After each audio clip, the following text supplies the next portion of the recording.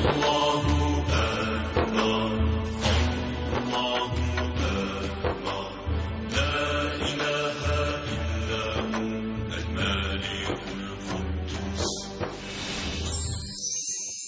اللہ الرحمن الرحیم ان اللہ وملائکتہ یصلون علی النبی یا ایھا الذین آمنوا صلوا علیہ وسلموا تسلیما اللہم صل علی سیدنا ونبینا وشفیعنا ومولانا محمد وعلی آل محمد وبارک وسلم۔ محترم خواتین و حضرات، السلام علیکم۔ پیام صبح کے ساتھ ایک بار پھر حاضر، میں ہوں آپ کا میزبان انیق احمد۔ سورہ بقرہ پر گفتگو ہو رہی ہے اور مسلسل ہم ایک آیت یا دو آیات لے کر بیٹھتے ہیں اور اپنے عہد کے دیگر علماء سے ان آیات پر روشنی ڈلواتے ہیں، معنی مفاہیم سمجھتے ہیں، تفسیری رنگ ہوتا ہے گفتگو کا، اور رفتہ رفتہ ہم تمسک بالقرآن یعنی قرآن کریم سے قربت اختیار کرنے کی کوشش کرتے رہتے ہیں۔ خواتین و حضرات، ہمارے عہد کے جید علماء تشریف لاتے ہیں پیام صبح میں اور ان کے سامنے ہم کچھ سوالات رکھتے ہیں، گفتگو ہوتی ہے عہد کے مطابقت کو سامنے رکھتے ہوئے، یعنی بار بار میں ایک بات یہ عرض کرتا ہوں کہ عہد کا لفظ گفتگو میں شامل رہتا ہے۔ خواتین و حضرات، کل ہم نے آپ کی خدمت میں جو گفتگو ہم نے جن موضوعات پر کی تھی وہ انفاق کے حوالے سے تھی، یعنی سورہ بقرہ کی آیات 261 اور 262 پر تفصیلی گفتگو ہوئی۔ یعنی گفتگو ہوئی پچھلی آیات جو تھی وہ جس میں بات کی جا رہی حضرت ابراہیم علیہ السلام کے تعلق سے، کہ حضرت ابراہیم علیہ السلام نے سوال رکھا اللہ تعالیٰ کے سامنے کہ اے اللہ، تو مردوں کو کیسے زندہ کرتا ہے، تو مجھے بتا۔ تفصیلی بات ہونے کے بعد اللہ تعالیٰ اگلی جو آیات ہیں ان میں تسلسل کے ساتھ انفاق کی بات کر رہا ہے، اور انفاق مسلسل آ رہا ہے۔ یہی موضوع جو ہم نے کل پروگرام رکھا تھا اس میں 261 اور 262 پہ بات کی کہ جب کوئی شخص اللہ کی راہ میں اور خوشنودی رب کے لیے اپنی بہترین نیت کے ساتھ انفاق کرتا ہے تو اللہ کیا کرتا ہے، مثال دے رہا ہے اللہ تعالیٰ کہ جیسے ایک بالی اور ایک دانہ، اس کے اندر 7 بالی اور ہر بالی میں 100 دانے، یعنی ایک نیکی وہ 700 گنا اس کا اجر، یہ اللہ تعالیٰ ہمیں بتا رہا ہے۔ پھر ہم نے کل بھی ایک بات یہ اٹھائی تھی کہ 700 کا جو یہاں پر عدد آیا ہے وہ 700 کا عدد کیا اللہ تعالیٰ کی جو غنی اور حمید ہونے کی اور حلیم ہونے کی جو صفات ہیں ان کو محدود تو نہیں کر رہا؟ اسی لیے اسی آیت میں اللہ تعالیٰ نے ارشاد فرما دیا کہ واللہ یضاعف لمن یشاء، اللہ تعالیٰ کے پاس جو فراخ دستی ہے وہ بہت زیادہ ہے، ہم اللہ کی ذات کو محدود نہیں کر سکتے کہ 700 گنا اجر دے دیا اللہ تعالیٰ نے۔ خواتین و حضرات، پھر تفصیل سے بات ہوئی کہ یہ لوگ جو اموال خرچ کرتے ہیں اللہ کی راہ میں یعنی فی سبیل اللہ، ان کے خرچے، ان کے یہ جو خرچ کرتے ہیں، یہ جو انفاق کرتے ہیں، اس کے پیچھے کوئی آزاری نہ ہو، احسان جتانا نہ ہو، تکلیف پہنچانا نہ ہو کہ دیکھو میں نے تمہیں کل روٹی کھلا دی تھی، میں نے تمہارے برے وقتوں میں تمہارا ساتھ دے دیا تھا۔ نیت صرف یہ ہو کہ اللہ تعالیٰ میرے اس عمل سے راضی ہو جائے۔ اس پر تفصیلی بات ہوئی۔ اللہ تعالیٰ ارشاد فرما رہا ہے کہ جو ایسا کرتے ہیں لہم اجرہم عند ربہم، اللہ کے پاس ان کا بہت اجر ہے، اور ولا خوف علیہم ولا ہم یحزنون، یہاں پچھلی آیت ختم ہوئی تھی، یعنی ان کے پاس نہ کوئی خوف ہے اور نہ حزن، نہ خوف اس بات کا کہ جو نیکی میں نے کی، جو انفاق میں نے کیا، وہ انفاق خواہ مالی ہو، خواہ میں توانائیاں لگائی ہوں اللہ کے دین کے لیے، خواہ میں جہاد میں شرکت کی ہو میں نے اور میں کر رہا ہوں، تو یہ مجھے یقین ہے اس بات کا کہ اللہ تعالیٰ مجھے اس کا اجر دے گا، مجھے کوئی خوف نہیں کہ میری عبادت قبول نہیں ہو رہی یا مجھے کوئی ملال ہو، کوئی حزن ہو اس بات کا۔ اللہ تعالیٰ نے یہاں تفصیل کے ساتھ ہمارے سامنے یہ آیات رکھ دی اور ہمارے علماء نے ہمیں تعلیم کیا۔ اب آج ہم بات کریں گے اگلی آیت یعنی 263۔ سبحان اللہ سبحان اللہ۔ اللہ تعالیٰ یہاں ارشاد فرما رہا ہے کہ جو میٹھی بات ہوتی ہے نا، میٹھی بات، اور جو قول لین جسے ہم کہیں، قرآن کریم ارشاد فرما رہا ہے، اس پہ بھی انشاءاللہ بات کریں گے کہ قول لین کیا ہوتا ہے۔ وہ میٹھی بات وہ بہت بہتر ہے اس صدقے سے، اس خیرات سے جس کے پیچھے دکھ اور آزار ہو۔ خواتین و حضرات، یہ بہت اہم گفتگو، اور اس گفتگو کو ہم جوڑیں گے حالات حاضرہ سے۔ قرآن کریم میں یہ آیت رکھ کے اللہ تعالیٰ نے قیامت تک کے لیے ہمیں نصیحت کر دی۔ آج 2014 میں ہم بیٹھے ہوئے ہیں، 2014 میں ہم یہ دیکھیں گے کہ کیا ہمارا جو قول ہے، ہماری گفتگو ہے، ہمارا اظہار تخاطب ہے، ہمارا انداز تخاطب ہے، اس کے پیچھے کیا ہے؟ کیا ہمارے پاس ایک شائستگی ہے، ایک نفاست ہے، ایک دلداری ہے؟ قرآن کریم ارشاد فرما رہا ہے قولوا للناس حسنا، لوگوں سے نرمی سے بات کرو، یہاں تک کہ غیر مسلموں کے ساتھ جب گفتگو کرو انہیں بلاؤ تو قرآن کریم ارشاد فرما رہا ہے کہ ادعو الی سبیل ربک بالحکمہ والموعظۃ الحسنہ وجادلہم باللتی ہی احسن۔ طریقہ گفتگو کیا ہوتا ہے؟ گفتگو کے آداب کیا ہوتے ہیں؟ انما بعثت لاتمم مکارم الاخلاق، فرما رہے ہیں وجہ وجود کائنات محمد مصطفیٰ احمد مجتبیٰ صلی اللہ علیہ وآلہ وسلم، وَإِنَّكَ لَعَلَىٰ خُلُقٍ عَظِيمٍ۔ ہم بات کریں گے اخلاقیات کے حوالے سے بھی۔ خوش بختی میری خواتین و حضرات، تشریف فرما ہے محترم مفتی منیب الرحمان صاحب، ممتاز عالم دین ہے، سب آپ سے واقف، ہمارے ملک کا بہت محبوب اور مقبول نام۔ مفتی صاحب سے ہمیشہ ہم سیکھتے ہیں۔ لاہور میں تشریف فرما ہے ایک اور بہت مقبول اور محبوب نام، محترم ڈاکٹر حماد لکھوی صاحب۔ ڈاکٹر صاحب بہت شکریہ، آپ تشریف لائے۔ خواتین و حضرات، ڈاکٹر صاحب پڑھاتے ہیں پنجاب یونیورسٹی میں، پروفیسر ہیں علوم اسلامیہ، آپ کے خاص مضامین۔ دونوں مہمانوں کو خوش آمدید کہتا ہوا پروگرام کا آغاز کرنا چاہوں گا تلاوت قرآن کریم سے، اور آج کی آیت سورہ بقرہ کی آیت نمبر 263۔ اعوذ باللہ من الشیطان الرجیم،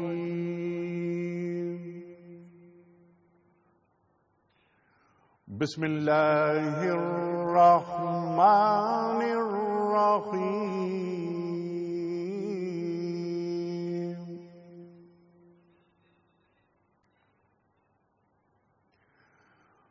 قول معروف ومغفرة خير من صدقة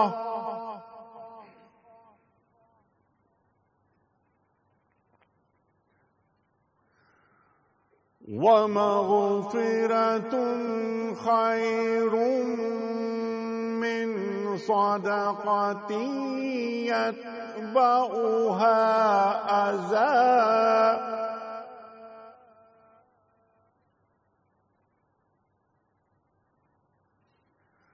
والله غني حليم۔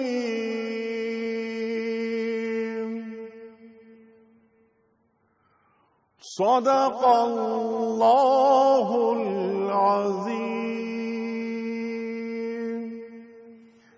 اللہ تعالیٰ ارشاد فرما رہا ہے سورہ بقرہ کی آیت نمبر 263 میں کہ ایک میٹھا بول اور کسی ناگوار بات پر ذرا سی چشم پوشی اس خیرات سے بہتر ہے جس کے پیچھے دکھ ہو۔ اللہ بے نیاز ہے اور بردباری اس کی صفت ہے۔ صدق اللہ العظیم۔ خواتین و حضرات، اس سے پہلے کہ مفتی منیب الرحمان صاحب کی خدمت میں اس آیت کے ذیل میں سوال رکھوں، میں پہلا کوئز، کل کے پوچھے گئے سوال کا درست جواب اور آج کا سوال۔ کل کا سوال یہ تھا کہ خلیفہ اول حضرت ابو بکر صدیق رضی اللہ تعالی عنہ کی خلافت کا پہلا سال کن لوگوں سے جنگ کرنے میں گزرا؟ درست جواب مرتدین سے جنگ کرنے میں گزرا۔ آج کا سوال نوٹ فرما لیجئے، وہ کون سے صحابی ہیں جو عمر بھر قرآن پاک کی کتابت کرتے رہے؟ وہ کون سے صحابی ہیں جو عمر بھر قرآن پاک کی کتابت کرتے رہے؟ تین آپشنز، حضرت ابی بن کعب رضی اللہ تعالی عنہ، یا حضرت اسامہ بن زید رضی اللہ تعالی عنہ، یا حضرت زید بن ثابت رضی اللہ تعالی عنہ۔ درست جواب روانہ فرمانے کے لیے ہمارے فون نمبرز 009221343000980 اور 981، ہمارا ای میل ایڈریس ps@dunyatv.tv ہمارا SMS کا نمبر 3031۔ خواتین و حضرات، مفتی صاحب کی خدمت میں پہلا سوال رکھتے ہیں۔ مفتی صاحب، جو میں نے ذکر کیا پچھلی آیات کا، حضرت ابراہیم علیہ السلام کا سوال جواب تمام تفصیلات آ گئیں، اس کے بعد فوراً انفاق کی بات شروع کر دی جاتی ہے۔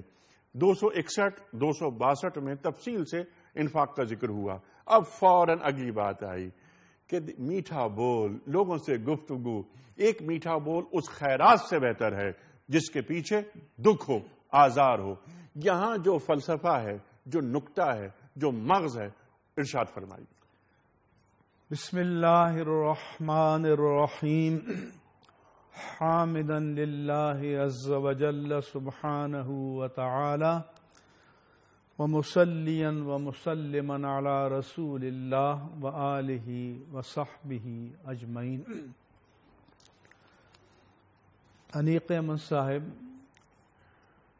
اس کا جو سیاق ہے وہ تو آپ نے بیان فرمایا۔ یہاں دو باتیں فرمائی گئیں کہ قول معروف و مغفرۃ۔ حضرت امام فخر الدین رازی امام المفسرین نے اس بات کو بیان کیا کہ قول معروف اور مغفرت ان دونوں کی یہاں پر مناسبت کیا ہے؟ سبحان اللہ۔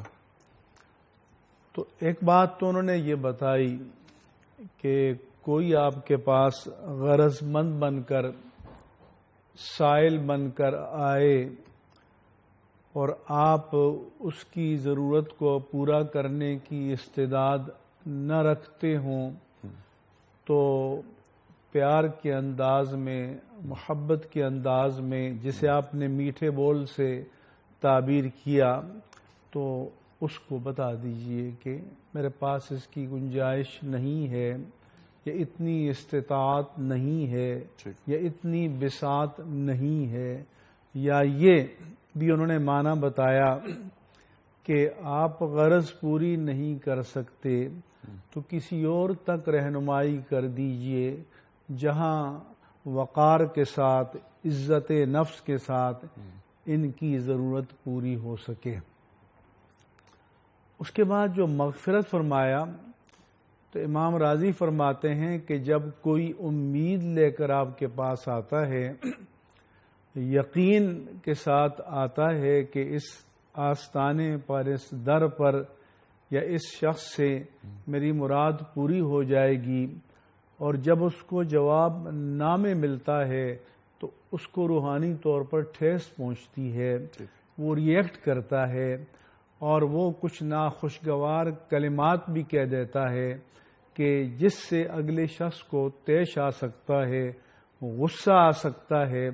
تو امام راضی فرماتے ہیں کہ یہ انسانی فطرت ہے کہ اگر اس کی غرض پوری نہیں ہوئی جبکہ وہ پوری امید لگائے بیٹھا تھا تو ہو سکتا ہے کہ اس کی زبان سے کوئی غیر محتاط کلمہ نکل جائے۔ اگر ایسا ہو جائے تو اسے معاف کر دینا، یعنی یہ نہیں کرنا کہ اس کے جواب میں اور زیادہ سخت کلمہ آپ کہیں۔ تو اس لیے انہوں نے فرمایا کہ قول معروف و مغفرۃ، یہ دونوں صورتیں چیزیں اس صورت سے متعلق ہیں کہ جب آپ اس کی حاجت کو پورا نہ کر سکتے ہوں۔ اور پھر قول معروف یا اچھی بات، اس کو حدیث پاک میں صدقہ اور نیکی سے تعبیر فرمایا گیا کہ الکلمۃ الطیبۃ صدقۃ، کہ کسی سے اچھی بات کہہ دینا یہ بھی صدقہ ہے، یہ نیکی ہے، یہ اجر کی بات ہے۔ اور یہ بھی فرمایا کہ المعروف ان تلق اخاک بوجہ طلق، کہ یہ بھی ایک نیکی کی صورت ہے کہ آپ اپنے بھائی کے ساتھ بشاش چہرے کے ساتھ اور اسمائلنگ فیس کے ساتھ یا اچھے پیار بھرے انداز کے ساتھ اس سے بات کریں اور اس سے ملیں، تو فرمایا کہ اس پر بھی تمہیں اجر ملے گا حالانکہ تمہاری جیب سے تو کچھ نہیں جائے گا، تمہارے خزانے سے بھی کچھ نہیں جائے گا، لیکن فرمایا کہ فل یقل خیرن اور لیصمت، کہ اگر تم نے کوئی بات کہنی ہے تو اچھی بات کہو، پیار کی بات کہو، ملائمت سے بات کرو، جس سے مخاطب کے دل میں تمہارے لیے احترام پیدا ہو، وقار پیدا ہو، قبولیت کا ایک درجہ پیدا ہو، اور اگر تمہیں اس کی توفیق نہیں ہے تو چپ رہو، بری بات کہنے سے یا ناگوار بات کہنے سے، کسی کے لیے اذیت ناک بات کہنے سے خاموشی کو اختیار کرنا یہ بہتر ہے۔ تو یہ دو باتیں تو اس آیت میں پہلے بیان کی، پھر فرمایا کہ خیر من صدقۃ یتبعها اذی۔ فرض کر لیجئے کہ آپ نے اس سائل کی مراد کو پورا کر دیا، وہ جو آپ سے مانگنے آیا تھا وہ آپ نے اس کو دے دیا، لیکن پھر اس کے بعد تین چیزیں بتائیں کہ ایک من اور ایک اذا اور ایک رعا۔ من یہ ہے کہ آپ دینے کے بعد جتلائیں، جتلانا کبھی ون آن ون بھی ہوتا ہے اور جتلانا کبھی مجلس میں بھی ہوتا ہے کہ آپ دوسروں کے سامنے اس کی تحقیر کریں کہ یاد کرو میں نے فلاں وقت تم پر کتنا بڑا احسان کیا تھا، تو اس سے آپ کو پتہ ہے کہ اس کی شخصیت ٹوٹ جاتی ہے، اس کو افسوس ہوتا ہے۔ اور اذا یہ ہے کہ آزار پہنچانا، کہ اذیت پہنچانا، آزار پہنچانا، دے تو دو لیکن حقیر سمجھ کر دو، گھٹیا انداز میں دو، یا ناپسندیدہ چیز دو، یا دینے کے بعد اس کی انسلٹ کرو اور اس کی توہین کرو، یا اگر دو تو دکھاوے کے لیے دو، ریاکاری کے لیے دو، تاکہ تمہاری داد و دہش کے ڈنکے بجیں، تمہارا شہرہ ہو، نام و نمود ہو، واہ واہ ہو۔ تو فرمایا کہ اس طرح دینے سے تو ایک پیار بری بات کہہ دینا یہ بہتر ہے۔ سبحان اللہ، ایک مسکرا کر اپنے بھائی سے ملنا، ایک مسلمان بھائی سے ملنا، وہ بھی صدقہ ہے۔ اور احسان جتانے کی بات آپ نے فرمائی، سرکار دو عالم صلی اللہ علیہ وسلم فرما رہے ہیں کہ احسان جتانا بالکل ایسا ہے جیسے وامٹ کرنے کے بعد، الٹی کرنے کے بعد اس قے کو چاٹ دینا۔ ٹھیک ہے مفتی صاحب، اب اسی بات کو لے کر ہم آگے چل رہے ہیں۔ ڈاکٹر صاحب آپ کی خدمت میں پہلا سوال میں یہ رکھتا ہوں کہ ایک تو یہ بتائیے کہ اس پوری آیت کا جو سینٹرل آئیڈیا ہے، جو بات ہے، جو بنیادی خیال ہے، بنیادی نقطہ ہے، وہ کیا ہے؟ اس پر ذرا گفتگو شروع کرتے ہیں آپ سے۔ جی بسم اللہ الرحمن الرحیم۔ مفتی صاحب نے بڑی تفصیل کے ساتھ اس کے سیاق و سباق اور اس میں بیان ہونے والی دو باتوں کی طرف اشارہ کر دیا، اور میں یہ عرض کروں کہ جہاں تک اس کے سیاق و سباق کی بات ہے، اس میں ایک بات یہ ذہن میں رکھنی چاہیے کہ اسلامی معاشرے میں بالعموم اور مدینہ منورہ کے اس اسلامی معاشرے میں بالخصوص جو ابھی نیا نیا قائم ہو رہا تھا، امت مسلمہ کے بہت سارے لوگ، بہت سارے افراد ایسے تھے کہ جن کو معاشرے کے اندر اپنے گزر بسر کے لیے، اپنے گزر اوقات کے لیے ضرورت پڑتی تھی کہ وہ دوسرے لوگوں سے مانگیں۔ اب یہ جو باہمی طور پر جو تعلقات ہیں، ان میں بھی انفاق کی ضرورت پڑتی تھی، اور دوسرا انفاق کا وہ پہلو ہے کہ جو مین موضوع ان آیات کا پیچھے سے چل رہا ہے، اور وہ ہے جہاد کے حوالے سے۔ تو جہاد میں انفاق ہو یا معاشرے کے اندر باہمی طور پر ایک دوسرے کی مدد کرنے کے لیے انفاق ہو، ان دونوں کی ترغیب دی جا رہی ہے ان آیات کے اندر۔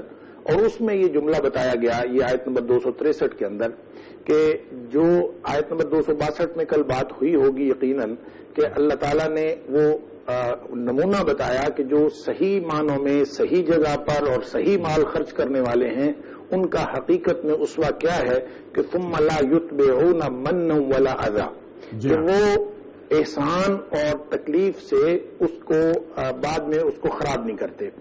اسی طرح اس کے بعد آنے والی جو آیت ہے اس میں بھی فرمایا لا تبطلوا صدقاتکم بالمن والاذی، کہ اپنے صدقات کو، اپنے جو دیے ہوئے مال کو احسان جتلانے سے اور دوسروں کو تکلیف پہنچانے کے ذریعے سے اپنے ضائع نہ کرو۔ اب اس کا مطلب یہ ہوا کہ ایک تو نمونہ یہ ہے کہ جب بھی آپ مال خرچ کریں گے تو اس میں خرچ کرتے وقت ان چیزوں کا خیال رکھنا ہے۔ اصل میں اسلام جو عمومی طور پر حسن عمل کی ترغیب دیتا ہے، اور یہ بنیادی تصور ہمیں دیتا ہے کہ تمہارا سارا جو امتحان ہو رہا ہے وہ حقوق اللہ کے حوالے سے بھی اور حقوق العباد کے حوالے سے بھی وہ حسن عمل کا امتحان ہے، اور حسن عمل میں احساسات کو بہت زیادہ دخل حاصل ہوتا ہے، اور اگر نزاکت احساس کا خیال نہ رکھا جائے تو وہ حسن عمل جو ہے وہ خرابی عمل کی طرف چلا جاتا ہے، وہ اس حسن کو خراب کر دینے والی بہت ساری چیزیں ہوتی ہیں۔ تو یہ جو قول معروف اور مغفرہ کی بات کی گئی ہے، میں یہ سمجھتا ہوں، جیسے آپ نے اس کا ترجمہ کرتے ہوئے کہا کہ میٹھا بول، میں سمجھتا ہوں دلداری کی بات یا میٹھا بول اگر کہہ دیا جائے، اور مغفرت سے مراد یہاں پہ درگزر ہے۔ مفتی صاحب نے بڑی تفصیل سے بتایا، اور اس کو موجودہ حالات میں بھی جب کوئی شخص کسی سے مانگنے کے لیے کوئی چیز جاتا ہے تو اصل میں ایک بہت بڑی حقیقت انسان کی فطرت کے ساتھ چمٹی ہوئی ہے، اور وہ حقیقت یہ ہے کہ ہر شخص جس کے پاس اللہ تعالیٰ نے مال و دولت کی فراوانی عطا کر رکھی ہے، اس کے اندر فطری طور پر احساس توفق، احساس فوقیت، احساس برتری اس کے اندر آ جاتا ہے، اور وہ احساس برتری اس وقت اور زیادہ بڑھ جاتا ہے جب اس کے دروازے پہ کوئی شخص مانگنے والا آ جائے۔ اب اگر مانگنے والا جو ہے وہ عجز و نیاز کے سارے آداب بجا لا رہا ہو تو اس وقت اس کے اس احساس فوقیت کو تسکین ملتی ہے، اور وہ دیتے ہوئے بڑی اپنے اس برتری کے احساس کے ساتھ اس کو دیتا بھی ہے اور خوشی بھی محسوس کرتا ہے، کیونکہ اس کو اس سے تسکین حاصل ہو رہی ہوتی ہے۔ لیکن اگر وہ مانگنے والا وہ عجز و نیاز کے سارے آداب بجا نہ لائے، بلکہ خودداری یا کسی طور تلخ روی کا سلوک کرے اور پھر مانگنے بھی آیا ہو، تو اس وقت انسان کو جو غصہ آتا ہے فطری طور پر، اصل میں اس کی ممانعت کی گئی ہے کہ لوگوں تم نے جو بھی بات کرنی ہے اس وقت اس میں درگزر بھی کرنا ہے اور میٹھا بول دلداری کی بات بھی کرنی ہے۔ اصل میں جب کبھی کوئی موقع آیا ہے تو اسلام نے آپس میں ایسی قول اور ایسی بات کی ترغیب دی ہے کہ جو دوسروں کے لیے تقویت کا باعث بنے۔ مثال کے طور پر عیادت کے وقت جب کوئی شخص کسی سے بیماری کے لیے جاتا ہے تو کسی بیماری کی عیادت کے لیے جاتا ہے تو نبی پاک صلی اللہ علیہ وسلم نے فرمایا کہ اس کے ساتھ اچھی بات کرو جو اس کو تقویت دینے والی ہو، اس کے احساسات کو بہتر کرنے والی ہو، اس کے احساسات کو خراب کرنے والی کوئی چیز نہ ہو۔ یعنی یہ اتنی نازک بات ہے کہ اسلام صرف عمل کی اصلاح نہیں کرتا بلکہ احساسات کی اصلاح بھی کرتا ہے، کہ آپ اس سے کہو کہ تمہیں اللہ تعالیٰ شفا دے دے گا، لا باس طہور انشاءاللہ، کوئی مسئلہ ہی نہیں ہے، اللہ تعالیٰ تمہیں شفا کاملہ و عاجلہ عطا فرما دے گا۔ اسی طرح آپ جب کسی کے پاس تعزیت کرنے کے لیے جاتے ہیں تو اس کے ساتھ بھی اچھی بات کرنی ہے، اور ایک خاص طور پر یہ بھی موقع جب کوئی شخص کسی سے مانگنے کے لیے آتا ہے تو وہ مصیبت زدہ ہوتا ہے، اس کے ساتھ اگر تلخ روی یا ترشی کا معاملہ کیا جائے گا تو وہ آدمی وہ پہلے ہی بیچارہ کسی مصیبت میں مبتلا ہے، اور اب اگر اس سے ایسا سلوک کیا جائے گا تو اس کا دل ٹوٹ جائے گا۔ لہذا سب سے پہلی بات کہ ان احساسات کا تحفظ کیا جائے اور ان احساسات کی نزاکت کا خیال رکھا جائے جو معاشرے کے اندر ایک دوسرے کے ساتھ محبت کی بجائے نفرت کا باعث بنتی ہیں۔ لہذا قول معروف و مغفرت خیر، جو اچھی بات کہی جا رہی ہے اور جو درگزر کیا جا رہا ہے، یعنی اگلا بندہ آنے والا وہ چاہے جتنی مرضی تلخ بات کرے، اس وقت انسان کے احساسات کا قتل ہوتا ہے، اس کا احساس برتری ڈیمیج ہوتا ہے۔ جب کوئی شخص مانگنے بھی آیا ہو اور ساتھ وہ اپنی خودداری کا خیال بھی رکھ رہا ہو، اس کی خودداری کا خیال رکھتے ہوئے کوئی شخص اگر اس کو عطا کرے گا تو یہ سب سے بڑی نیکی ہے، اور اصل اخلاق یہی ہے۔ اور انفاق فی سبیل اللہ کے بارے میں اگر یہ رویہ جو باہمی معاشرتی احساسات کو مزید جلا بخشتا ہے، اگر اس کا خیال نہ کیا جائے تو پھر ایسے صدقات کو اللہ تعالیٰ فرماتا ہے لا تبطلوا صدقاتکم بالمن والعذاب۔ اب یہاں پہ ایک اور بات جو قابل غور ہے کہ پچھلی آیت میں بھی من اور عذا دونوں باتوں کو ذکر فرمایا، اگلی آیت میں بھی من اور عذا یعنی احسان جتلانا اور تکلیف دینا دونوں کا ذکر فرمایا، لیکن یہاں پہ صرف عذا کا ذکر فرمایا ہے، یہاں پہ دونوں کا ذکر نہیں فرمایا۔ اس کی وجہ یہ ہے کہ لفظ عذا کا معنی ہے اذیت دینا، دل آزاری کرنا یا تکلیف دینا، تو تکلیف دی جائے گی کسی بھی صورت میں، چاہے وہ زبانی ہو چاہے وہ عملی ہو، تو اس کا تو نتیجہ تکلیف ہی ہے، اور جو من ہے یعنی احسان جتلانا اس کا نتیجہ بھی تکلیف ہی ہے۔ لہذا من اور عذاب باتیں دونوں ہیں۔ اور جو ایک تیسری بات جو اگلی آیت میں آئی ہے جس کا ذکر مفتی صاحب نے کیا، ریاکاری، اس کے ذریعے سے بھی اس شخص کو تکلیف پہنچنے کا اندیشہ ہے۔ تو اصل مسئلہ یہ ہے کہ کسی بھی قسم کی ایسی تکلیف نہ پہنچائی جائے جو اس کے احساسات کا خون کر دے۔ جو ایک مصیبت زدہ آیا تھا وہ آپ سے لے کے جائے یا نہ لے کے جائے، آپ اس کی مدد کر سکیں یا نہ کر سکیں، یہ بات بدرجہ اولا اس دینے سے، صدقہ دے دینے سے زیادہ ضروری یہ بات ہے کہ ان کے احساسات کا خیال رکھا جائے اور ان احساسات کو اچھی بات کے ذریعے سے اور درگزر کے ذریعے سے، وہ جس طرح کا بھی رویہ رکھے، آپ اس کو درگزر کرتے ہوئے جب عطا کریں گے تو اس پہ اللہ تعالیٰ خوش ہوگا، اس لیے کہ آپ صدقہ اس شخص کو خوش کرنے کے لیے نہیں دے رہے بلکہ آپ صدقہ دے رہے ہیں اللہ کو خوش کرنے کے لیے۔ سبحان اللہ، خوشنودی رب کے لیے صدقہ دیا جا رہا ہے، بلکہ ہمیں تو اس بات پر خوش ہونا چاہیے اور اس آدمی کا احسان مند ہونا چاہیے کہ تم نے ہماری مدد قبول کی، ہمارا انفاق قبول کیا، تو تمہاری بڑی مہربانی، اور اللہ تعالیٰ نے ہمارا ہاتھ اوپر والا رکھا، اور اللہ کے سامنے شکر گزاری یہ کہ اے اللہ تو نے ہمیں احسان کرنے والوں میں رکھا، احسان لینے والوں میں نہیں رکھا۔ ایک بات یہ بھی، اور ہمیں تو نے اتنی توفیق دی کہ ہم احسان کر رہے ہیں۔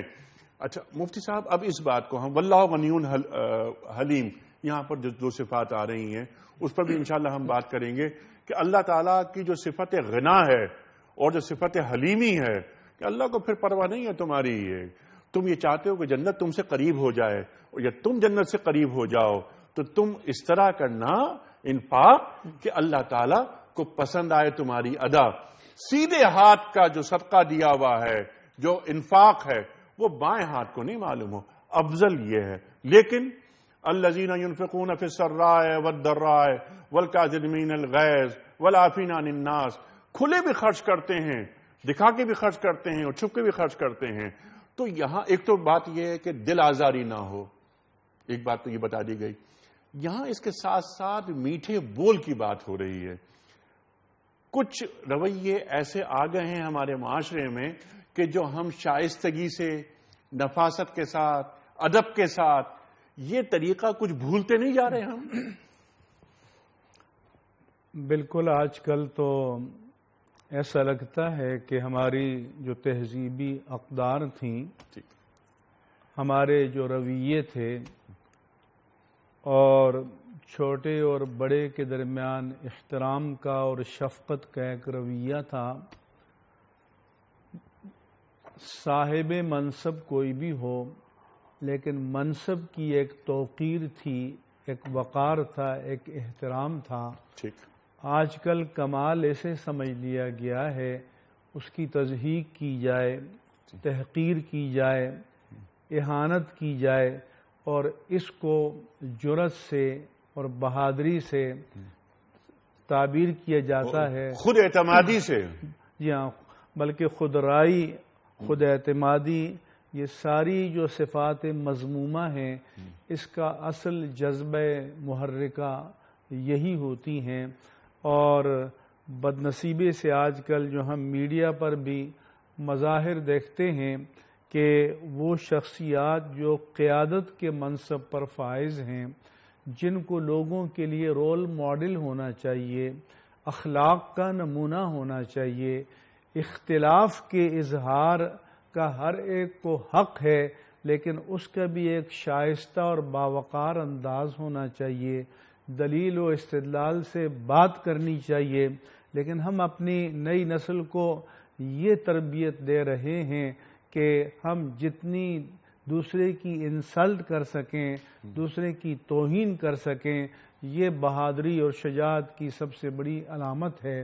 اور میں سمجھتا ہوں کہ اگر اس رویے پر کوئی روک ٹوک عائد نہ کی گئی تو وہ ہماری تہذیبی، دینی، ملی، ثقافتی، معاشرتی اقدار ہیں، ان سے ہم ہاتھ دھو بیٹھیں گے، اور پھر گھرانوں میں باپ اور بیٹے کے درمیان، ماں اور بیٹے کے درمیان، بھائی اور بہن کے درمیان، معاشرے میں مختلف سطح پر جو آپس میں حرمت کے رشتے ہیں، میں سمجھتا ہوں کہ وہ سب حرمتیں پامال ہو جائیں گی۔ تو اس بات کا خاص طور پر ہمیں خیال رکھنا چاہیے، اور خاص طور پر وہ لوگ کہ جو لوگوں کی نظر میں ایک رول ماڈل ہیں، ایک نمونہ ہیں، وہ اتفاق سے بن گئے یا اپنی اہلیت یا صلاحیت سے بن گئے، لیکن کم از کم انہیں اس منصب کا پاس ضرور رکھنا چاہیے. ٹھیک ہے مفتی صاحب، ابھی آپ نے فرمایا کہ دینی اقدار، تہذیبی اقدار، معاشرتی اقدار اور وغیرہ وغیرہ یہ ہماری قدریں ہیں. بہت سی اقدار ایسی ہیں کہ جو ہم جسے ہم کہتے ہیں ڈیرائیو کرتے ہیں قرآن کریم سے. ہماری اقدار قرآن کریم ہمیں بتا رہا ہے یا اسوہ رسول کریم صلی اللہ علیہ وآلہ وسلم سے ہمیں معلوم ہوتی ہیں. میں نے انک لعلی خلق عظیم کی بات کی تھی اور بہت ساری باتیں ہیں ہمارے پاس. موٹی موٹی اقدار آپ ہمیں تعلیم کیجئے جو آداب گفتگو کے طریقے جو ہم نے اختیار کر رکھے ہیں اس میں ہماری اصلاح ہو سکے. ایک تو میں یہ کہنا چاہوں گا کہ میں نے ایک جملہ استعمال کیا تھا کہ منصب کی بھی ایک توقیر ہوتی ہے. جی ہاں، خواہ اس منصب پر جو شخص فائز ہے وہ اس درجے میں اس توقیر کا اہل ہے یا نہیں ہے. ٹھیک ہے. مثال کے طور پر ایک انگریزی کا مشہور مقولہ ہے کہ you can choose every thing but not your parents, کہ آپ ہر چیز کسی ڈپارٹمنٹل اسٹور سے پسندیدہ لے سکتے ہیں لیکن آپ یہ نہیں کر سکتے کہ کوئی خوبصورت باپ یا ماں تلاش کر کے اس کو کہہ دیں یہ میرا باپ ہے اور یہ میری ماں ہے. تمہارا باپ وہی ہے جس کے گھر تم نے جنم لیا ہے اور تمہاری ماں وہی ہے جس کی گود میں تم نے جنم لیا ہے. تو اس کے معنی یہ ہے کہ منصب کا وقار، صاحب منصب اگر اس منصب کے تقاضوں پر پورا اترتا ہے تو سونے پہ سہاگا ہے. لیکن اگر اس کے کردار میں کوئی کمی بھی ہے مگر منصب توقیر کا تقاضا کرتا ہے تو آپ کو اس منصب کے احترام کو پامال نہیں کرنا چاہیے. اور اسی لیے اللہ عز و جل میں اور دین میں منصب الوہیت اس کی ایک شان ہے، منصب رسالت کی بھی ایک شان ہے، اور اس کے بعد جو مناسب آتے ہیں دین میں، اہل بیت اطہار ہیں، امہات المؤمنین ہیں، صحابہ کرام ہیں، ائمہ دین ہیں، علماء ربانیین ہیں، ان سب کے مناسب کا ایک احترام ہے اور وہ احترام ہونا چاہیے. اس کے ساتھ میں یہ بھی کہنا چاہوں گا کہ چونکہ انفاق کے سیاق جو حضور آپ نے حضور کے اخلاق کی بات کی کہ انکا لعلی خلق عظیم، کہ آپ اخلاق کے بلند ترین مرتبے پر فائز ہیں. امام راضی نے لکھا کہ علا استعلاء کے معنی میں آتا ہے. اس کا معنی یہ ہے کہ اخلاق کی لگام آپ کے ہاتھ میں ہے، آپ جس طرف موڑنا چاہیں اسے موڑ سکتے ہیں. اس کا معنی یہ ہے کہ آپ کی ریٹنگ اخلاق سے نہیں ہوگی، اخلاق کی ریٹنگ آپ کی ذات سے ہوگی. مطلب یہ ہے کہ خلق حسن اور اخلاق عالی وہی ہے جس کو نسبت ہو ذات پاک مصطفیٰ سے، اور دنیا والوں کے نزدیک کوئی کتنی بڑی سے بڑی قدر نہ ہو، اگر اس کو خلق مصطفیٰ سے کوئی نسبت نہیں ہے تو اس کی کوئی حیثیت نہیں ہے، اس کی کوئی وقت نہیں ہے اور اس کا کوئی احترام نہیں ہے. تو نبی کریم صلی اللہ علیہ وآلہ وسلم کا یہ اخلاق عالی ہی تو تھا کہ آپ کے اخلاق عالی کی وجہ سے لوگوں کے دلوں میں آپ کی عظمت پیدا ہوئی، آپ کی محبت پیدا ہوئی، اور پھر اس محبت اور قربت کی وجہ سے وہ لوگ اسلام کی طرف دوڑے چلے آئے اور اسلام میں داخل ہو گئے.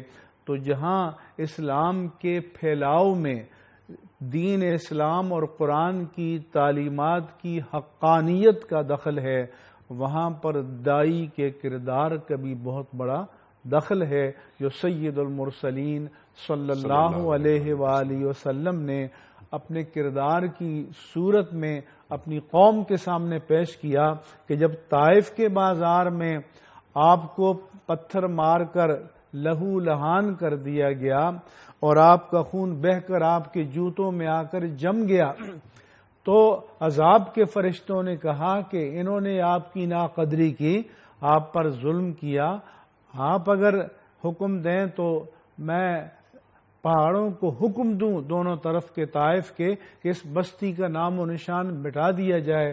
حضور نے فرمایا کہ نہیں، میں یہ نہیں چاہتا. اگر آج یہ میرے مقام اور مرتبے کو نہیں جانتے ہو سکتا ہے کہ کل ان کی اولاد میں ایسے لوگ پیدا ہوں کہ جو دین اسلام کے حامی اور علم بردار بنیں اور جو اسلام کی حقانیت کو تسلیم کریں.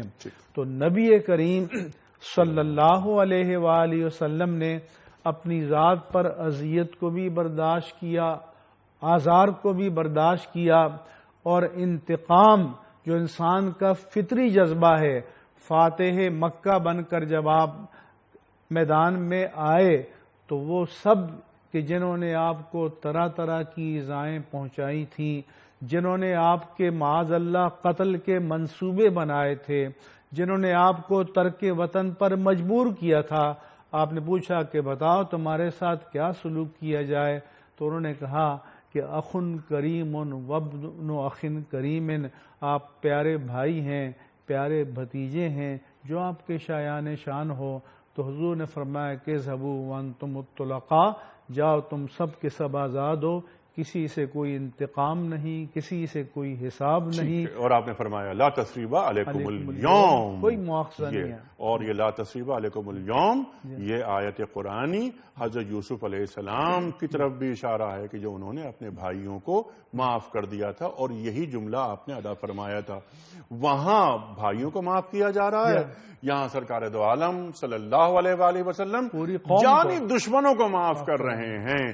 یہ ہے وَإِنَّكَ لَعَلَىٰ خُلُقٍ عَظِيمٍ، اخلاق حسنہ، اخلاق کریمہ، اخلاق عظیمہ. آپ اخلاق عظیمہ پر فائز ہیں. ڈاکٹر صاحب میں آپ کی طرف آ رہا ہوں. یہ بہت اہم گفتگو فرمائی مفتی صاحب نے. اچھا، یہ ہمارا ورثہ ہے، یہ ہمارے مزاج کا اور ہماری زندگیوں کا حصہ ہونا چاہیے. یہ نیکیاں، یہ خوش خلقی، یہ نرمی، یہ نرم گوئی، یہ ہماری عادت بن جانی چاہیے. لیکن دیکھنے میں یہ آیا ہے کہ ہمارا مزاج کچھ اور ہوتا جا رہا ہے، اور محسوس یہ ہوتا ہے کہ ہم روز بروز روبہ زوال ہوتے جا رہے ہیں. اب یہ قول معروف کی بات ہوئی جس کا میں نے عرض کیا تھا جس پر کہ میٹھا بول. ہم اس گفتگو کو جوڑ دیتے ہیں آج کے حالات سے. قرآن کریم کی یہ آیت آج ہم سے کیا تقاضا کر رہی ہے؟ ہم سے مراد ہم نام لیوا ہیں سرکار دو عالم صلی اللہ علیہ وآلہ وسلم کے. ہم نام لیوا ہیں، ہم پڑھتے ہیں وما ارسلناک الا رحمۃ للعالمین. ہم پڑھتے ہیں وَإِنَّكَ لَعَلَىٰ خُلُقٍ عَظِيمٍ. سرکار دو عالم صلی اللہ علیہ وسلم تمام جہانوں کے لیے رحمت بنا کر بھیجے گئے. ہمیں بھی اپنی گفتگو میں، اپنے کردار میں رحمت کی علامت بننا ہے. تو کیا ہم رحمت کی علامت بن رہے ہیں؟ ہمارے لہجے میں، ہماری گفتگو میں، ہمارے انداز میں یہ سختی کیوں آتی جا رہی ہے؟ ارشاد. دیکھیے، جہاں تک اخلاق کا تعلق ہے اور اخلاق کے ساتھ میٹھے بول کا تعلق ہے، اس کو سمجھنے کے لیے بنیادی دو باتیں جس کی طرف تفصیل سے مفتی صاحب نے بھی رہنمائی فرمائی کہ نبی پاک صلی اللہ علیہ وآلہ وسلم اخلاق کا منبع اور ماخذ ہیں. لہذا اخلاق وہ ہوں گے اور اخلاقی باتیں اور تہذیب وہ ہوگی اور مہذب وہ کہلائے گا جو نبی پاک صلی اللہ علیہ وآلہ وسلم کے اسوہ کو ملحوظ رکھتے ہوئے اپنا طرز عمل اختیار کرے گا. اور وہ کسی جدید تہذیب کی نقل کرتے ہوئے اپنے آپ کو مہذب کہے یا کہلائے تو اس کا دین اسلام کے ساتھ اور دین اسلام کی اقدار کے ساتھ دور دور کا کوئی تعلق نہیں. اور دوسری بنیادی بات جو ذہن میں رہنی چاہیے وہ یہ کہ اسلام معاشرے کو زیادہ اہمیت دیتا ہے اور افراد کو اتنی اہمیت نہیں دیتا. افراد کا جو باہمی رویہ ہے اور وہ زیادہ اہم ہے. کوئی شخص ذاتی طور پر اپنے گھر میں یا اپنے معبد میں، اپنے جو عبادت خانے کے اندر وہ جتنا مرضی اچھا ہو، اس کی اچھائی کی دلیل اس وقت ملتی ہے اور اس کی اچھائی کی نشانی یہ ہے کہ وہ دوسروں کے ساتھ کیسا ہے. اور وہ اچھا وہ ہے جس کا اخلاق اچھا ہے. اور اخلاق کب پتہ چلتا ہے؟ اخلاق کا پتہ چلتا ہے جب اس کا دوسروں کے ساتھ رویہ بنتا ہے. اس لیے اسلام معاشرتی رویوں کو اور معاشرتی سلوک کو اس قدر اہمیت دیتا ہے کہ بعض اوقات بعض صورتوں میں اسلام اپنے قیمتی معاشرے کے اندر قیمتی افراد کو بھی معاشرے کی عزت و ناموس کے لیے قربان کر دیتا ہے. ان دو بنیادی باتوں کو سامنے رکھتے ہوئے جب ہم اسپیسیفکلی اس اخلاق کی بات کرتے ہیں جس کا ذکر اس آیت کے اندر کیا گیا کہ قول معروف و مغفرۃ، کہ درگزر کرنا اور میٹھا بول بولنا، دلداری کا ایک کلمہ جو ہے وہ زیادہ بہتر ہے. تو نبی پاک صلی اللہ علیہ وآلہ وسلم نے فرمایا کہ پورے جو اخلاقیات ہیں، انسان کے اعمال، انسان کے ہاتھوں کی جنبش، انسان کے آنکھوں کی باتیں، کانوں کا عمل، پورے اعضاء کا عمل جو ہے وہ زبان کے ساتھ جو ہے وہ تمسک رکھتا ہے اور زبان کے ساتھ لٹکا ہوا ہے. اس کی وجہ یہ ہے کہ ایک حدیث میں نبی پاک صلی اللہ علیہ وسلم فرمایا کہ جب صبح انسان اٹھتا ہے تو سارے اعضاء جو ہیں وہ انسان کی وہ زبان کی منتیں کر رہے ہوتے ہیں اور زبان کو کہہ رہے ہوتے ہیں کہ تو سیدھی رہی تو پھر ہم بھی سیدھے رہیں گے، اور اگر تو بگڑ گئی، اگر تو ٹیڑھی ہو گئی تو ہم میں بھی ٹیڑھ آ جائے گی. گویا جو اخلاقیات کے جو تمام اعمال ہیں اور جملہ پہلو ہیں اس کی بنیاد زبان کا عمل ہے، اور زبان کا عمل اگر اچھا ہو گیا اور زبان سے اگر انسان جو ہے وہ اچھی گفتگو کرنا شروع ہو گیا اور اس کے اندر سے کوئی کلمہ خیر برآمد ہونا شروع ہو گیا تو اس کا مطلب ہے کہ باقی اعمال کی بھی درستگی کا امکان ہے اور وہ اس کی درستگی کی بنیاد پڑ گئی. اور اگر زبان ہی ٹیڑھی ہو گئی اور زبان میں غلط کام کرنے شروع کر دیے تو باقی اعمال بھی غلط ہو جائیں گے. اب نبی پاک صلی اللہ علیہ وسلم نے جو فرمایا کہ فلیقل خیرا او لیصمت، یا تو اچھی بات کہے یا خاموش ہو جائے، اور من صمت نجا، جو خاموش ہو گیا وہ نجات میں آ گیا. اس کی وجہ یہی ہے کہ زبان سے جو بھی بات نکلے گی جس کے اندر دلداری نہیں ہے، جس کے اندر میٹھا پن نہیں ہے، جس کے اندر شناسائی نہیں ہے، جس کے اندر آپس کی محبت نہیں ہے، اگر کوئی بھی اس کے علاوہ بات نکلے گی تو وہ کسی نہ کسی طور اس معاشرتی رویوں کو ڈیمیج کرنے کا سبب بنے گی.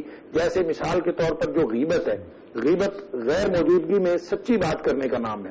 اب آپ یہ فرمائیں کہ سچی بات اگر غیر موجودگی میں کی کسی شخص کے بارے میں تو وہ غیبت ہو گئی، اور غیبت اس لیے حرام ہے کہ وہ بھی معاشرتی رویوں کو نقصان پہنچاتی ہے. اور اگر سچی بات منہ پہ کی سامنے تو ویل لکل ہمزۃ لمزہ، یہ تانا ہے، اور تانا دینے والے کے لیے بھی اللہ کریم نے وعید فرمائی ہے. تو اس کا مطلب ہے سچی بات نہ منہ پہ کرنی چاہیے جو ایسی جو ناگوار ہو، اور جو احساسات کا قتل کرے، جو احساسات کو زخمی کرے، جو معاشرے کے باہمی محبتوں کے رویوں کو خراب کرے، وہ سامنے بھی نہیں کرنی چاہیے، وہ پیٹھ پیچھے بھی نہیں کرنی چاہیے، اس لیے کہ یہ معاشرے کے سارے اللہ. سبحان اللہ. ڈاکٹر صاحب، یہ آپ نے بڑی اہم گفتگو فرمائی اور آپ نے یہ بتایا یہ کہ غیبت کی طرف بھی آپ نے اشارہ کیا. یہ بہت اہم بات کہ غیبت نہیں کرنی چاہیے. بعض اوقات تو یہ ہوتا ہے کہ لوگوں میں یہ بات پھیل جاتی ہے کہ صاحب کیونکہ ہم نے سچی بات کی ہے تو یہ غیبت نہیں ہے. سچی بات ہی تو غیبت ہے، اگر یہ غلط بات ہوتی تو پھر تہمت ہوتی. یہ بہت اہم نقطہ، اور اس کی طرف بھی لوگوں کی توجہ نہیں ہے. مفتی صاحب، پروگرام کا وقت یہاں ختم ہو رہا ہے. میں آپ کا بڑا ممنون. ڈاکٹر حماد لکھوی صاحب، آپ کا بڑا ممنون، بڑا شکر گزار. اور یہاں پر قول معروف اور مغفرہ، میٹھا بول اور چشم پوشی درگزر کر دیا جائے. معمولی غلطیوں کو ہم پکڑ لیتے ہیں اور ہم اپنے بہترین وکیل ہوتے ہیں اور سامنے والے کے لیے خود کو بہترین جج ثابت کر دیتے ہیں، اپنے بارے میں اچھی رائے رکھتے ہیں اور طرح طرح کے دلائل لے کر آتے ہیں. لیکن ہمیں معلوم یہ ہونا چاہیے کہ دین ہم سے کن اخلاقی رویوں کا تقاضا کرتا ہے، اور تقاضا یہی کہ میٹھا بول، میٹھی بات پھیلائی جائے، زبان میں کڑوا پن نہ آئے، اور لوگوں کو معاف کرتے ہوئے چلیں. یہ بہت اہم نقطہ ہے جو قرآن کریم ہمیں تعلیم کر رہا ہے. خواتین و حضرات، بہت ساری باتیں اس ذیل میں ہو سکتی ہیں لیکن پروگرام کا وقت محدود، ہم یہاں ختم کر رہے ہیں پروگرام. کوئز کا کل کا سوال ہم نے یہ رکھا تھا کہ خلیفہ اول حضرت ابوبکر صدیق رضی اللہ تعالی عنہ کی خلافت کا پہلا سال کن لوگوں سے جنگ کرنے میں گزرا؟ درست جواب مرتدین سے. آج کا سوال نوٹ فرما لیجئے. وہ کون سے صحابی ہیں جو عمر بھر قرآن کریم کی کتابت کرتے رہے؟ 3 آپشنز: حضرت ابی بن کعب رضی اللہ تعالی عنہ، یا حضرت اسامہ بن زید رضی اللہ تعالی عنہ، یا حضرت زید بن ثابت رضی اللہ تعالی عنہ. خواتین و حضرات، درست آپشن روانہ فرمانے کے لیے ہمارے فون نمبرز ہیں 00922 343 00980 اور 981. ہمارا ای میل ایڈریس ہے ps@dunyatv.tv اور خواتین و حضرات SMS کا نمبر 3031. خواتین و حضرات، کیونکہ آج ہمارے پاس صرف ایک ہی مہمان ہیں تو میں چاہوں گا کہ پرچی بھی مفتی منیب الرحمان صاحب نکالیں اور اعلان بھی فرمائیں مفتی منیب الرحمان صاحب آج کے ونر کا. جناب والا، بسم اللہ الرحمن الرحیم. بسم اللہ الرحمن الرحیم. مفتی صاحب کون ہیں آج کے ونر؟ شاہ نواز صاحب اسلام آباد. شاہ نواز صاحب اسلام آباد سے. اسلام آباد ویسے بھی شاہوں کا شہر ہے. ہاں بالکل ٹھیک. خواتین حضرات، پروگرام کا اختتام ہوتا ہے آج کی بات پر، اور آج کی بات ہوتی ہے صاحب نہج البلاغہ حضرت علی مرتضیٰ کرم اللہ وجہہ کا ایک قول. ہم روزانہ اپنا پروگرام ختم کرتے ہیں اس قول پر. آج کی بات، آج کا قول، آپ فرماتے ہیں کہ گفتگو دوا کے مانند ہے جس کی قلیل مقدار فائدہ دیتی ہے اور زیادہ مقدار قتل کر دیتی ہے. گفتگو دوا کے مانند ہے جس کی قلیل مقدار فائدہ دیتی ہے اور زیادہ مقدار قتل کر دیتی ہے. خواتین حضرات، انیق احمد کو کل تک کے لیے اجازت. خدا حافظ.